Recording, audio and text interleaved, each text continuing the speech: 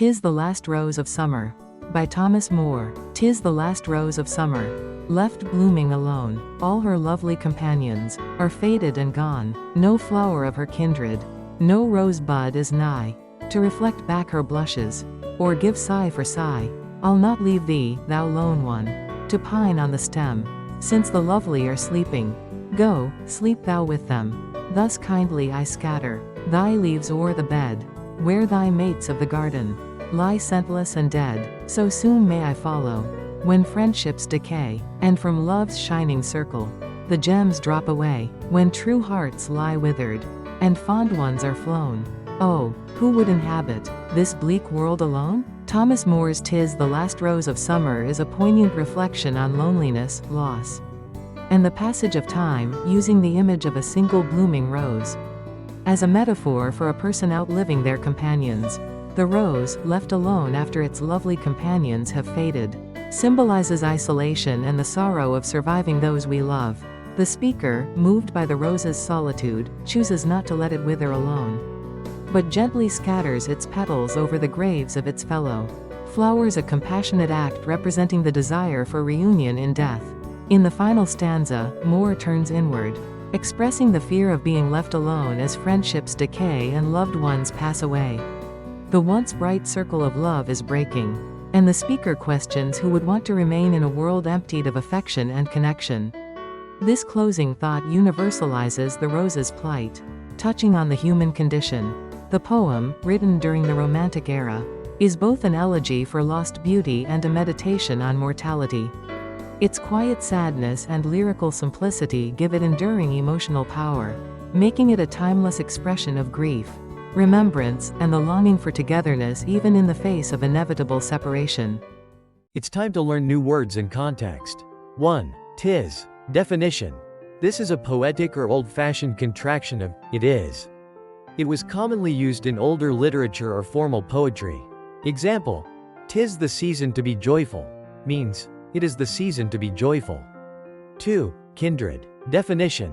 This word refers to people who are related by blood, such as family members. It can also describe people who are very similar in spirit or character. Example: they were kindred souls, sharing the same dreams and values. 3. Nigh. Definition. Nigh is an old or poetic word that means near in time or space. It can be used to say something is close by or about to happen. Example: the end of the journey was nigh means the end of the journey was near. 4. Blush. Definition. To blush means to become red in the face, usually because of embarrassment, shyness, or even romantic feelings. Example: she began to blush when she received a compliment. 5. Pine. Definition. In a literary sense, pine means to long deeply or suffer emotionally because of a loss or absence, often for someone you love. Example: he pined for his hometown after moving abroad means he missed it deeply. 6. Poignant. Definition. Something poignant is deeply touching, often in a sad or emotional way. It describes moments or experiences that stir strong feelings. Example: the movie ended with a poignant scene of farewell.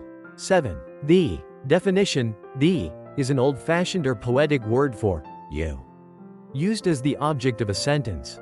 It was commonly used in Older English, especially in religious texts and poetry. Example: I will always stand by thee, no matter the storm. 8. Thou. Definition. Thou is an old word for you, used as the subject of a sentence. It was used in English centuries ago, but is now found mostly in literature, poetry, and religious texts. Example: thou art kind and full of grace. 9. Or. Definition. Or is a poetic contraction of over. It is often used in poetry to preserve rhythm or rhyme. Example: the eagle soared o'er the mountain peak. 10. Inhabit. Definition. To inhabit means to live in or occupy a place.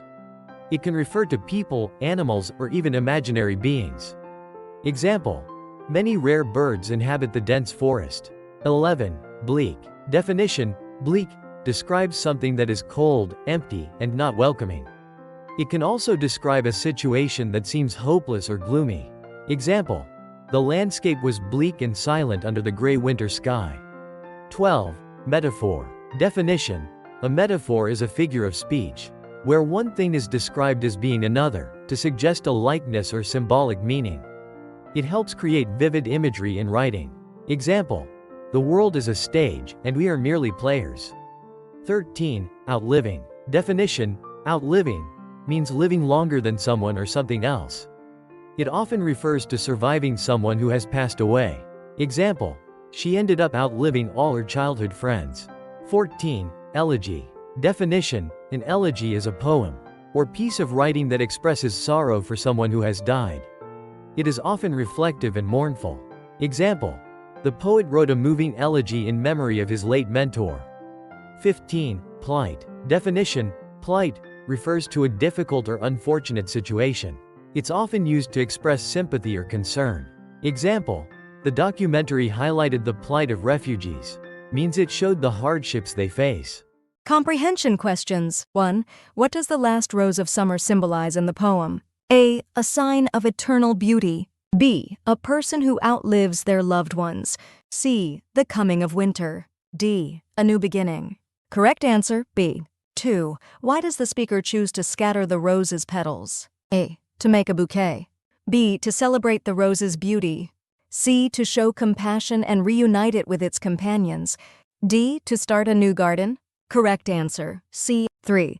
What emotion is most strongly conveyed in the poem? A. Joy. B. Anger. C. Pride. D. Loneliness. Correct answer, D. 4. In the final stanza, what concern does the speaker express? A. Fear of death. B. Being forgotten by history. C. Living in a world without love or friends. D. Nature's destruction. Correct answer, C. 5. What literary device is central to the poem's meaning? A. Hyperbole. B. Metaphor. C. Irony. D. Alliteration. Correct answer, B. Part 2. Short answer. 6. Describe the mood of the poem using 2 adjectives. Example answer: the mood is melancholic and compassionate. 7. What is the main metaphor used in the poem? Example answer: the rose represents a person who is left alone after the death or departure of loved ones, symbolizing human solitude and mortality. 8. What action does the speaker take at the end of the poem, and what does it signify? Example answer: the speaker plucks the rose and scatters its leaves over the bed, where the other flowers lie. This symbolizes letting go of life and allowing peaceful rest, rather than enduring prolonged loneliness.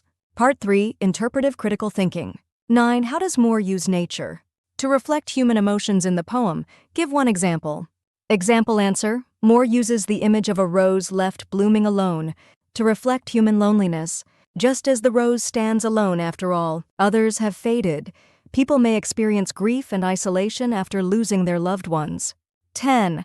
Do you think the speaker's decision to remove the rose is an act of kindness or resignation? Explain your reasoning. Example answer: it can be seen as an act of kindness because the speaker does not want the rose to suffer alone. It's a gentle way of allowing it to reunite with others and find peace, much like helping someone in pain find rest.